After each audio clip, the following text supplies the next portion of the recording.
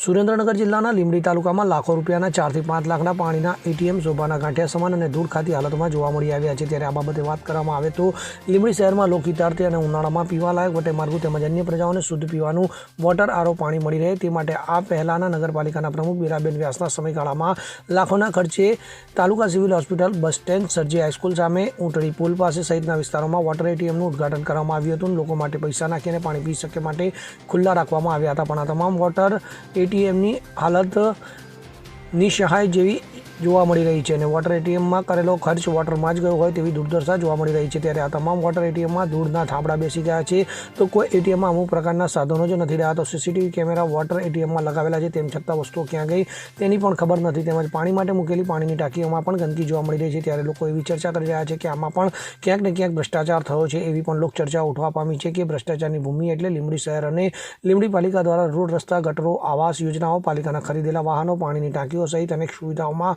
ભેગા મળીને ભ્રષ્ટાચાર આચર્યો હોય તેવા આક્ષેપ કરવામાં આવી રહ્યા છે।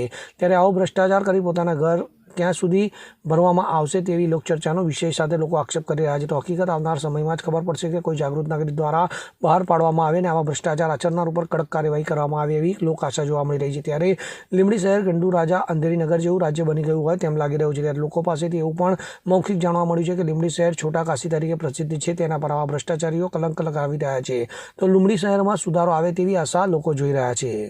અનિલભાઈ, લીંબડી શહેરમાં નગરપાલિકા દ્વારા જે અલગ અલગ જગ્યાએ પાણીના એટીએમ મૂકેલ છે તે આજે કઈ હાલતમાં છે એ બાબતે આપ શું કહેશો? હું જણાવું કે લીંબડી નગરપાલિકા ભાજપ શાસિત નગરપાલિકા સદંતર નિષ્ફળ ગઈ છે, કારણ કે ભાજપના નેતાઓને ઉદ્ઘાટન કરવા અને તાકતહીના કરવા સિવાય બીજો કોઈ ધંધો નથી। ત્યારે લીંબડી શહેરના બસ સ્ટેન્ડ વિસ્તારની અંદર, સરજી હાઈસ્કૂલની અંદર, સરજી હાઈસ્કૂલ રોડ, ઊંટડી પુલ અને હોસ્પિટલ પાસે પાણીના જે વોટર એટીએમ દ્વારા જે વોટર મશીન મૂકવામાં આવ્યા, એ મશીનની અંદર પણ પૈસા નાખી અને ચોખ્ખું પાણી આપવાના ધંધા કર્યા હતા, પરંતુ 2 થી 3 વર્ષ થયા, લાખો રૂપિયાના ખર્ચા કર્યા, પ્રજાના પૈસાનો ધુમાડો કર્યો અને અત્યારે આ મશીન ધૂળ ખાઈ રહ્યા છે। તો મારી માંગણી છે કે લીંબડી ભાજપ શાસિત નગરપાલિકા આવા તાકતધીના કરીને પ્રજાના પૈસાનો ધુમાડો ન કરે અને વહેલી તકે આ મશીન ચાલુ કરે અથવા મશીન ત્યાંથી લઈ લે એવી મારી લીંબડી નગરપાલિકાના પ્રમુખ અને ચીફ ઓફિસર પાસે મારી માંગણી છે। અને મેં એવું સાંભળ્યું છે કે મશીનની અંદર મશીનરી જે આવે છે, પંપ આવે છે કે વોટર શુદ્ધ કરવા માટેના મશીન આવે, એવી ચોરી પણ થઈ ગયેલી છે એવું સાંભળ્યું છે, અને અહીંયા સીસીટીવી કેમેરા પણ એમાં લગાવેલા છે, તો એ બાબતે શું કહેશો? લીંબડી નગરપાલિકાના વિસ્તારમાં આવી તો અનેક ચોરીઓ થઈ છે, નગરપાલિકાના અનેક કિંમતી સાધનો ગુમ થયા છે। આ મશીનના સાધનો તો ઠીક, પણ એ જે સરકારે જે થાંભલા એટલે કે સોલાર થાંભલા નાખ્યા હતા, એ થાંભલા પણ ચોરાઈ ગયા છે। નગરપાલિકા કમ્પાઉન્ડમાંથી પણ અગાઉ ચોરી થયેલી છે। લીંબડીમાં અનેક જગ્યાએ ચોરીઓ થાય છે, પણ પોલીસ તંત્ર દ્વારા ક્યારેય આરોપીને પકડ્યા નથી અને નગરપાલિકાને પણ આવા આરોપીને પકડવામાં કોઈ ઇન્ટરેસ્ટ નથી।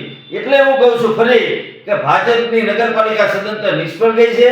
લીંબડીની જનતાએ 28 ને નગરપાલિકામાં ચૂંટણી મોકલ્યા, ખોબલો ભરીને ભાજપના મત આપ્યા, ત્યારે નગરપાલિકાના 28 સભ્યોમાંથી અત્યારે 14 તો લીંબડી હિજરત કરીને ભાગી ગયા છે, લીંબડીમાં જ રહેતા નથી। આ ચૂંટાયેલા સભ્યો શું લીંબડીનું ભલું કરવાના?